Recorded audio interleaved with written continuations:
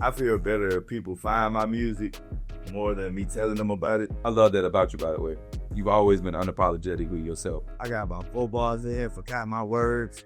I was like, hey man, cut the beat. And I did the acapella. I fucked up on the acapella. All right, man. What it do, y'all? Welcome back to another episode of Talk Vibe Hustle, the podcast where we dive into the mind, the passions of today's most inspiring hustlers. I'm your host, K-Boogie, and today we are in for a very special guest. This brother right here is incredibly special to me. Not only was this brother here with me on the beginning of my podcast journey, but he has become one of my closest friends. This man has made the transition from a spoken word poet to a rapper. And not only just a rapper, but in my opinion, one of the best rappers that this city has to offer. He's turned his quiet voice into being a host at one point, while still inspiring others with what he spits on the mic. His stage presence is second to none. Give it up for one half of 88 Degrees. Brint fucking Story, baby. Welcome. I'm glad you fuck with some intro. I take my time. I work on everybody's intro. I try to pour into y'all as much as whether you know it or not, you pour into me. So I try to take my time with it, bro. But want to talk around hustle. Is for my people to get to know who you are. Honestly, I like to really get to know a little bit about your beginnings, because although I know that you are a rapper and you've made the transition from doing poetry to where you are now, I never actually knew where your beginnings came from and why you ever started. So if you could please enlighten me, I'd appreciate it. Even before I say that, I do want to say too, number one, I appreciate you having me, brother, in this. And I've been looking forward to this too, because number one, I'm excited to talk about the new shit that I got dropping soon. I'm more excited to do it with somebody that I fuck with and that I know is enthusiastic about, supporting niggas too. So I'm excited. I'm excited for this shit. You know how I am, bro. When it comes to supporting y'all, bro, like, I'm not gonna lie, you make it easy, because I'm gonna always say my favorite part about having friends that rap is that for some reason all y'all niggas rap the way I love to listen to music. Yeah. So it's like none of y'all mumble rappers, none of y'all like got weak ass lyrics. I love the beats every fucking time. I'm just like, bro, when we read the Flourish the other day, bro, it was hard for me not to scream. I know the words. It was hard, but I was like, they're my dude. Man, shout out to Carrie. Can't grow on the Hellcat. Man, I pulled up on that little Hellcat. They weren't ready for that.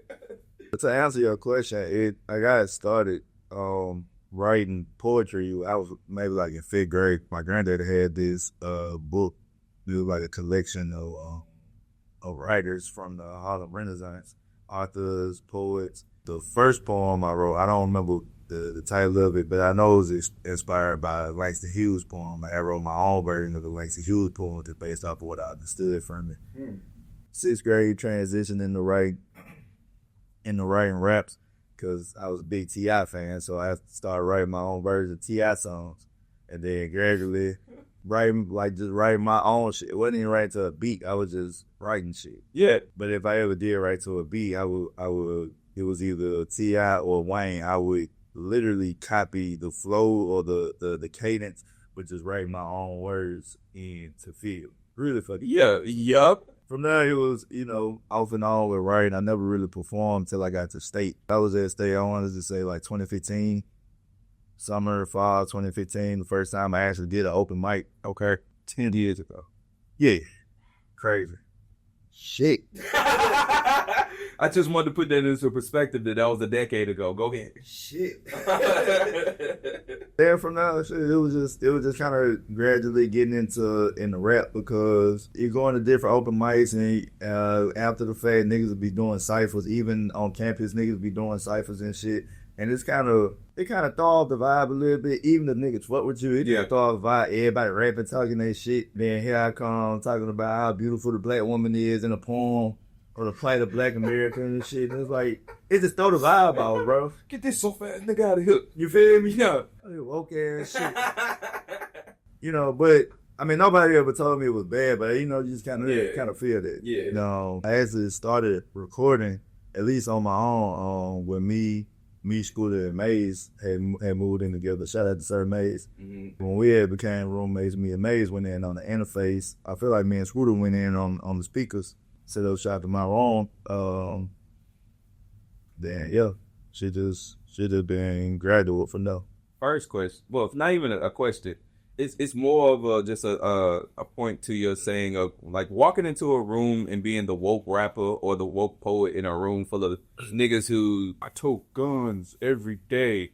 I don't play. I'm that nigga. Watch your back. I got a cat. Like I was talking to Darum the other day, right? And he was saying that like he was talking about his punk rap album, and he was talking about how niggas sometimes aren't prepared for the type of music you walk into a room with.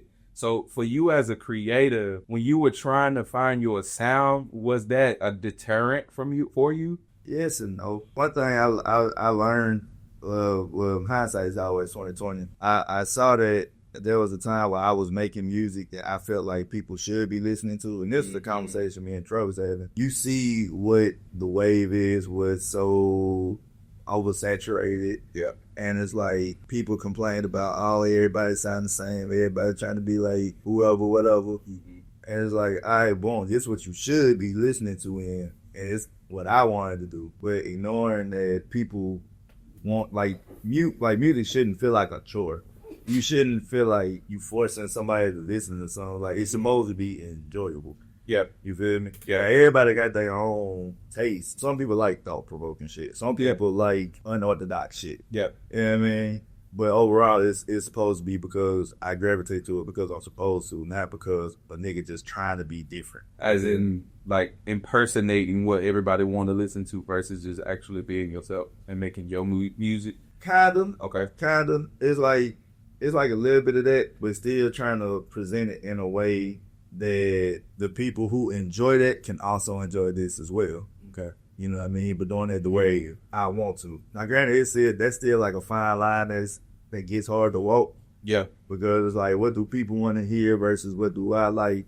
Do me and people even share similar interests? Just the more people I was around, more sounds I was exposed to, it makes it easier to find that medium. Where you are and the type of rapper you are right now, is that what you always saw yourself to be when you decided to make that name for you or make that your thing to be a rapper? I feel like I've been me the whole time. Okay. I love that about you, by the way. You've always been unapologetic with yourself. Yeah, I appreciate that. Even like that when I was doing poetry, even though the topics might have been, common, I feel like I like to think my approach to it was more, for lack of a better word, relatable. Yep. Because you got, even in poetry, you still different oversaturated styles of poetry. You got the woke black, the plight of Black America, the conscious poet. Everything is a struggle. Everything is 400 years of oppression. Because there's a few people that I know, like, I was about to say that. I was like, you ain't talking about nobody we know, right? They fit. But I still love y'all, though. I'm not talking about no shots fired. No to you, shots fired. It's all love. But then you get like an over freaky ass poet, the 69 God, the Lost in the Trees, Gone with the Wind. Okay, it's funny I say that because that's how I start off one of my verses on the project. But it's lit though. Sure. There's the universally spiritual poet. Like, everything is so drawn out. Okay. I see what you mean. It's one particular poet in Birmingham. I've been seeing this person perform since I started doing poetry in Birmingham. To this day, I don't know what the fuck they be talking about. I've never known none of the pieces about art. And like, my approach to it was always, conversational. Yeah. I'm going to get some of the same points across that you are. So it's like you resonate with the content of it, but it's for somebody who might not resonate with your content. They can still understand it and they can fuck with it too. Yeah. So I just always try to bridge that gap with how I approach my shit. I've never heard you speak poetry before. Of course, like, rap is a form of poetry, but I've never seen you speak poetry before. I'd be actually interested for that. God, I ain't did a poem. Actually, I ain't wrote a poem since, like, with the exception of what I did for my pastor for his anniversary last year. I did a poem. And he gave it to his old lady. He put his name on it. No. No. So it was actually in dedication to him.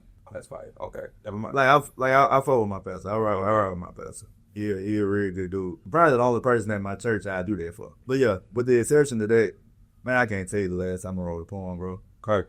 CJ just made me write a poem for my intro, and then I got another one that I gotta do for Lefty for his project. But that's on some ignorant shit. Yep. That's on other shit. I'm gonna take a quick second, real quick, to talk about Lefty, bro. Yeah. Bro, his performance at the Flourish was tough. I wasn't prepared for that. That was the second time I've heard Cuz music, but that was the first time that I was actually listening with intention versus listening because it's like I hear it. Wow. Cuz talented. I like his delivery. Nah, for sure. He had been writing for a minute. I think he had to like a hiatus, a cooler hiatus from it. Yeah. But even him coming back into writing and doing music, he got comfortable with this shit like quick. Yeah. You hear it. You listen to the song with like the songs he recorded back when we was in 1026 and CJ old apartment to now to the shit he performed. His cadence is more comfortable. He said that he don't have issues writing bars like that. I don't say he don't have issues. You know, he can just talk to him a little bit better. Yeah. Okay. Yeah, you know. Shout out to Lefty, bro. That nigga, he clown. When he took off that goddamn jacket, I said, okay, wait a minute. It's not that kind of show. All right, well, slow it down. Nigga thought he was on Magic Mike. Man, yeah. Then the beats behind. Don't tell this nigga that. Of all people, don't tell this nigga that. Man, it was cold in there, bro. It was cold as fuck in there, bro. I had on my beanie still. All in all to say though, Cuz really doing his damn thing. I'm look forward to see. Bro, people thought y'all was for real, bro. It was at one point when he got on right before you got on, and when you were coming back, you was like, "Fuck you," and he was like, "Fuck you." The girl was like, "Oh my god." We throw people off of that shit. Yeah. That's just how we talk to each other, bro. It's all love though. It's all yeah. Just to get a little bit high and heavy for a hot second.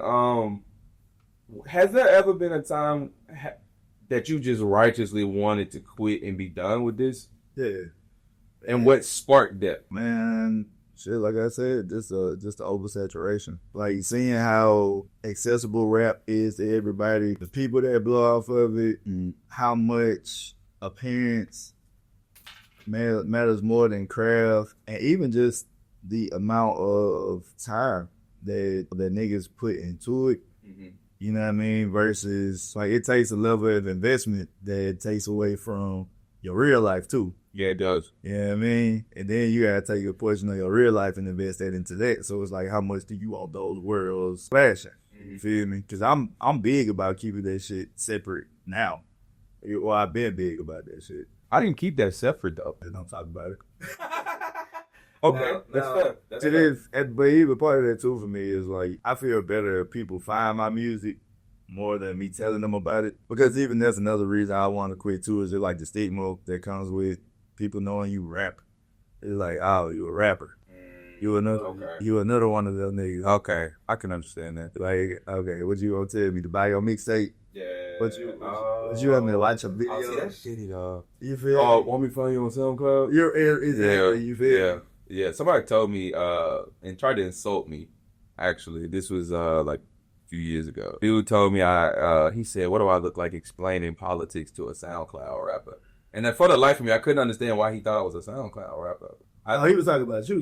Yeah. We were talking about politics, and I told him I wasn't interested in having the conversation further than what we had started. I said my opinion, you said your opinion, I'm not interested in the conversation.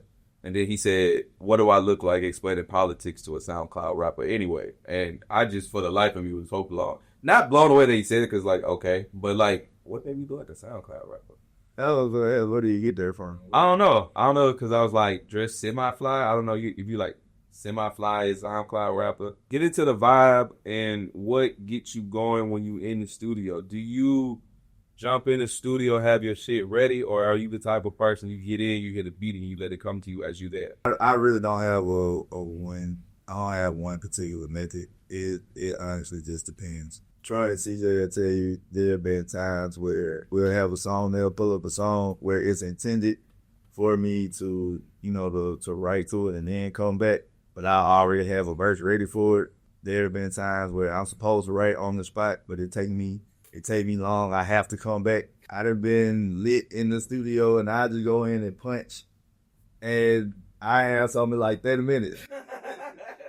It's really like no what you call it to this. Now I can tell you like the most consistent I've been with it was, I guess, part of the rollout, the freestyles that I've been doing on Instagram. I like those a lot. Yeah. I appreciate it. But that was supposed to be a boot camp that culture that started. It didn't go as long because it was, part of an album rollout too. Yeah. But even with them, like he'll pick a beat. I gotta write on the spot and then record it that night. And then however it sound, that's what we putting on Instagram. So it was a little. So that's nerve wracking for me. Even though we do a live podcast and that's not live, but a podcast, that's scary for me. For the fuck. But I mean, you a professional. Shit, I don't know. I mean, I appreciate it. Like you've been doing this for a decade. I hope you're a professional. Yeah, I've been looking forward to doing it anyway. Just the whole point of it was just to push my pen and just say he's off all bars. But like I said, he didn't even go as long as it was supposed to. It was supposed to be for 21 days. Now that was just one of them times where I just like, all right, all that overthinking that I would normally do it take me. It still took me too long to write this shit because I was supposed to do it in 30 minutes. This shit still took me like an hour. Couple hours. So crazy. That's so long. That's so fast. That's not enough time. I spent the first 15 minutes freaking out about how much time I got left. I done had to. I'm not made for that kind of pressure. I've always was curious about this. What do you think is your strong suit in wrestling? I mean, not wrestling, but in rapping. And what's your not so strong suit? Your weakness, rather. My strong suit, I say anything I can make conversational. Rhyme schemes. I've been big on rhyme schemes since I started writing. I like shit to sound appealing. I really don't like cat in the hat bars, a little Dr. Seuss bars. Yeah, I'll be liking that shit. Yeah. Even at the bar like simplicity, you feel, but it's just like the little rhyme schemes or at least how you approach it at least. That's what I can think of off top. And apparently the hooks. Okay. I do all your hooks are amazing. Doers? Yeah. Okay, I can get that, I guess. I'm still learning. I'm still learning like how to get the same point across, but with less words. Oh, that's simple. I guess that you got to count the bars in order for a different. But I don't know, man. I like that shit, though. You be talking about shit. Is that? But people got to be able to sing along with this shit too. That what you were talking about when we talked after the flourish? Is that what you was talking about? When you was like, I don't know if I did that well, and I was like, I don't know, bro. Part of it. That was part of it. Okay. I ain't gonna lie. I really think about that whole set made me cringe, bro. What? I know how to do that. Okay, ain't no wrong with that. I'm done, baby. Ain't no wrong with that. Ain't no wrong with being a perfectionist. Ain't no wrong with that. The only part about that show where I felt like you were on your game is I could tell at the beginning when you were trying to explain the follow along with the song, that I could tell just mentally for a hot second, you was like, these bitches don't understand me. Because I knew what song was coming up. I knew what you were trying to convey, but I could tell that nobody else like got it. So like when you started the song, I was trying, but niggas wasn't catching. It was a lot. Yeah. It was a lot. Niggas know. Yeah. Niggas know that song. Yeah. You feel me? Yeah. So it's easier. That's more appropriate for crowd participation. Yeah. You know what I mean? That's what I was trying to do. That's only appropriate if niggas already know the song. Yeah. You know what I mean? I immediately knew what you was trying to do. Yeah. Okay. Has that ever been an issue for you? Is like getting the crowd participation with a song, like just period? Like if you want to make a song and it's about wants to have crowd participation, you gonna make that happen? I'm not gonna say it's not been an issue. Okay. But that has been one of my strengths. Crowd control has always been one of my strengths for performing. That's why I always get an energy chair first. Yeah. I wasn't feeling it. Then it's like we got an audible. Okay. You know what I mean? CJ and Troy probably don't get on my ass when they say that. I was still trying to make sure I remember all my words. You get tired too. I got that before? Like you got your words during your own say. Yeah. I done had some pretty bad sets, bro. I had some bad sets. Tell me about it. What? The worst one that I forgot my words, it was actually at the greenhouse too. I can't even remember what the name of the show was, but I know it was with John Boy from Montgomery. He had came up and we was helping them put together the show too. And me and Troy performed. And nigga, when I tell you, like, I forgot damn that the first half of my set. Damn. But part of it, I was lit as fuck too. I'm sorry. And up until that point, I barely practiced before any of my sets. I was to the point where I can get Like I'll go to a venue not knowing what I was going to perform until I got there. Right? I probably fill the venue out for a little bit, then go to the DJ, give them my 2-3 songs, whatever, and then perform. And I still have a good set. You know what I mean? So I barely practice for real. I just knew my shit. But at that particular time, I was so lit. I was just doing everything else. I wasn't like my performance wasn't even on my mind. And I remember sitting there talking to somebody, and I knew I was up next, and I didn't even hear the intro before that. All I remember was Brint Story. You was like, oh, is that me? Hey, I got up on stage. That Earth song came on, and man, like I lost the count of the beat because it was just a loop. It wasn't like no breakdown. It was just like straight beat. So I had lost my count in the loop, so I didn't know where to start it. I had to make that niggas. I made DJ start that shit. Oh, I got about 4 bars in, forgot my words. I was like, hey man, cut the beat. And I did the acapella. I fucked up on the acapella. I don't know what the fuck spooter yeah with it. This a shit yeah. Something like that. Look at this here. I thought you were gonna say. Dude, this is another time that came to my mind. What's that? Oh, this was. This is how I had state. Yeah. Oh, you want to talk about that? No. Whoa. Super. Whoa. We gonna talk. We gonna talk. Troy and CJ know if him and Don was there. I'm just put it like this, bro. This is like the longest walk to shame. So we sat in the back of the it wasn't the anchor dog, it was the back. That was the longest walk to shame. Nigga, I ain't even stay for the rest of the time. So I walked out the back door and I went back to my car. I didn't fuck up. It was just what you see it. Yeah. It was just wrong place, wrong time. We gonna talk, bro. I gotta know. You ain't no way you gonna not tell me this today. I'll tell you that. Yeah, I'll tell you.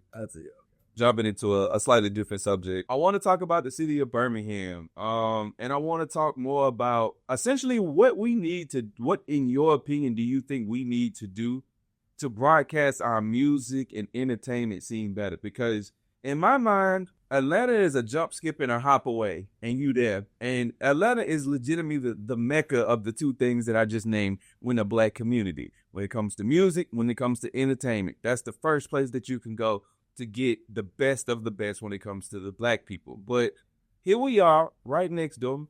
We are a city. We have good talent. What are we missing? A solid entertainment district. Okay. And I say solid because I feel like there have been, different, for lack of a better word, waves to come through the city. Mm-hmm. Mainly with underground, these on our side of music. It's always what it used to be. They died out for whatever reason. I'm not the one to say why they died out. You know what I mean? I could probably direct you to a couple of people who can answer those questions better than me. But even now, it's been people who have, their things, their venues, their events. At least from what I've seen, it hasn't been just like a solid community unless you just fuck with the people and you just in the know. And you in the know. Yeah, I mean, it's something enough to where it's just like it constantly brings outside people in. Yeah. Because most of the people who support these are other artists. Yeah. Flourish, for example, is a great example of an entertainment community. That's not even a fraction of who they actually are. You feel me? But just for the sake of conversation, they have music events. And generally people who are tapped in with those different scenes they'll come through and support is somebody on the other side of our music, if that makes sense. Mm-hmm. How much collaboration is going on there? And I'm not putting the responsibility on one or the other. Yeah.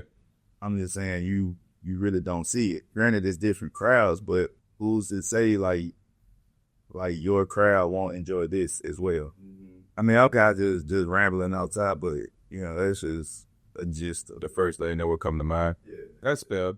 It's such a weird slope in my opinion because in one hand, like I said, we have the talent, we have the people. Honestly, hell, we even got decent venues.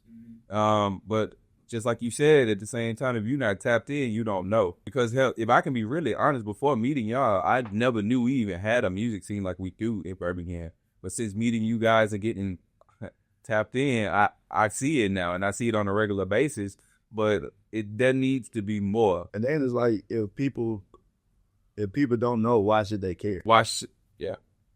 Yeah, that's a good point. 88 degrees. Like I said before, it wasn't a thing when I first met you, but now it's a thing. So tell me how we kind of got there. When Culture was staying over in Lakeshore in apartment 1026, he was just inviting niggas to come record in the studio, and that's why I met Trey. Okay. Me and him was the most consistent ones at the studio and shit. And one day I was just like, bro, we should make an EP. It was really impulsive me saying it. That's how Evil Twin came about with 88 Degrees. The name came from. Nigga had just been throwing names out because we needed the name for the project. Yeah, 88 Degrees is the one that stuck. All the songs that we ended up made didn't even make the project. But What? There's more. Yeah. There's more. Yeah. Niggas. You niggas. We was performing together. I mean, we always just around each other anyway. Yeah. So shit, it was just real organic. It was gonna be a thing at some point. Yeah. Anyway. What does Marvelous do for Brint that you love so much? Because that combination of seeing y'all together is always amazing to me. The chemistry is definitely there. Marvelous is definitely a reliable team for me. It just makes sense. You feel me? Yeah. Because I had already fought with Coach anyway, and we had got closer since he first invited me to the studio. And then with Troy always being around, Lefty ended up coming back. It was just gonna happen anyway. As far as the team goes, it's just like, you got Coach who's our engineer, our ears. He fight with the visuals too, with the visuals and the audio. You got Troy, you rap his ass off. Him and Lefty got an ear for music because they come from a musically inclined family. It just makes sense. And then they was already on the type of time, or at least Troy was on the type of time that I was on when I came back to Birmingham. Troy was like, he didn't even know it was a whole another side of Birmingham rap like that. Oh, damn. When he first came back. Came back as in? He was staying in Virginia. Oh, shit, okay. Yeah, I want to say he was in Virginia before he came back to Birmingham, either Virginia or Georgia. That's two totally different places. I need you to know that. It is. It is. But them the only two places he stayed at. So okay, fair. I want to say he was in Virginia before he came back to Birmingham. Yeah, ended up getting tapped in with the underground scene. I would have never known that. The way he did, like, people support him and whatnot, I would have never known that he wasn't really tapped in before that. What is we talking, circa 2020? 19? I forget when he said he came back to Birmingham. Mm-hmm. Well, it might have been around that time. That's crazy. Maybe like 18. Damn, that's crazy. That's actually insane to think about how much progress has been made in that time frame. That's pretty dope, though. Yeah, because I came back summer 19. Yeah. Damn. Y'all done made some progress in honestly a short amount of time, man. I hope to make as much progress and build a fan base just the same, man, because it's a beautiful thing to watch people come out and support y'all. Moving into the future, I know you have your project that at this point, when I didn't listen to it and it feel like it's damn near done, but in your opinion, is it done? What's up with it? What it do? It's done now. I'm excited for it. I think this is the best project I put out. Name of the project? First half. The project I had been working on since chapter 2 was going to be chapter 3. Mm-hmm. Long story short, I ended up catching what I learned from Eugene Wright. It's called analysis paralysis. Okay. Get to overthinking some shit so much that you get stagnant, that you pretty much get stuck. I felt like I was almost there with chapter 3 because for the longest I had been saying it's like 85, 90% done. I made one song. Actually, Lucid. Okay. Lucid is gonna be on first half. I made that, and it was like, I gotta rework the whole project now. Cause I don't know if you remember God Almighty. Not God Almighty. The God chapter. I show at Woodline this September. Yes, of course. Nigga, most of the songs that I perform are not even coming out. You know, when I was listening to it, I was wondering what some of them songs were actually. So okay. Yeah. Okay. Yeah, I think only one song I performed there is on the project, and that's What's the Move. What made you do that? Take the songs off? Yeah. It just didn't fit. Okay. Pause. It wasn't cohesive as the new songs that I had been making. Yeah. Most of these songs, a good bit of these songs just got made in the last few months with no real concept behind them. It was just, I guess you could say they timestamps. Okay. But, I liked them.